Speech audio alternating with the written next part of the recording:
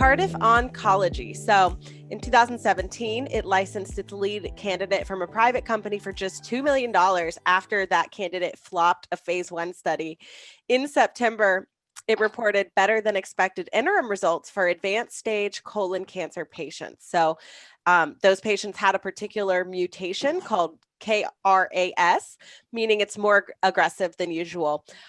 Investors are looking at this experimental drug as a potential blockbuster.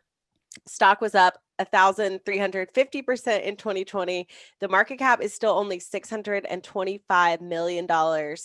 Taylor, what is your green flag and then your red flag for Cardiff Oncology? Well, the green flag, I guess, for Cardiff is that they're going after KRAS mutation, which is a very big field, and that mutation causes cancer that's basically undruggable, and so the market is very excited. I mean, that's why Cardiff has jumped up so much, because they're doing this one test. They only have one drug, but they're doing this. They're looking at it in using it with other drugs. It's not a monotherapy. It's used in combination with other drugs. And they're looking at it in KRAS. Now, KRAS mutation has been huge. If you look at Mirati, they've gone up to an $11 billion market cap because they specialize in KRAS. Amgen also is in this area. So it's a very, there's demand is huge for this. So that would be kind of the green flag, is that what they're going after is a high demand area. And if they can pull it off, the sky's the limit. I guess the downside, or a couple of downsides. One, they only have one drug, which they acquired from another company. And the early trials are, it's cancer. So you have, in this particular trial, there are a fair number of adverse events, anemia, fatigue, low levels of blood platelets.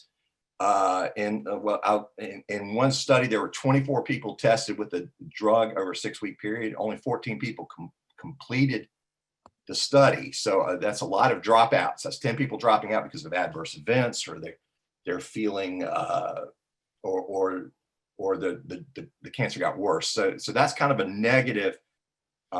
Is cancer's tough. I mean, it's just really hard.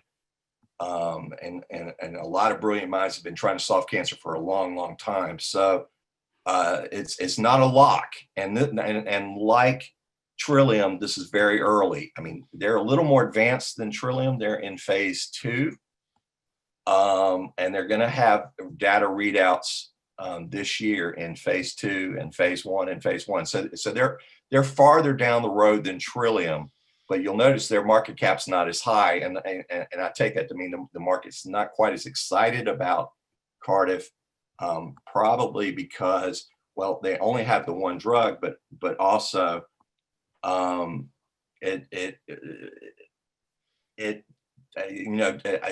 the early data, I think most of the excitement is that they're going after KRAS, but I'm not convinced that this is a world beater drug yet, and it's very early. So I would probably not buy this stock, but I would keep it on a watch list, and I would keep Trillium on a watch list too. And these are very interesting companies. So financially, do you think Cardiff, can it stay solvent, or does it need a partner at some point to get to regulatory submission and potential commercialization? Oh yeah, that's a good question. They don't have a lot of cash. They started off with 10 million. And they burned 11 million in cash. I mean, this again started off as a micro cap when they started off. They've had a huge run up in the stock, and they sold stock earlier in the year, were warrants, raised some money. So now they have more money than they started off the year with. So overall, they have $36 million in cash now. So they raised money in the year. So effectively, they didn't burn anything. They've got more money than they had before. But the downside, they got it by selling stock. So, investors here should be a little worried about dilution, about them having to do that again, coming back to the market for more money, selling more stock. That's always kind of bad when you like your companies to buy your stock back. You don't like them to sell stock. So when they sell stock, your stock's going down. And they don't have unlike Trillium, they don't have a big big pharma partner. They don't have a collaboration deal yet. So this is, again, to my way of thinking, a watch list stock. I don't think I would be ready to invest here yet. It's still very early.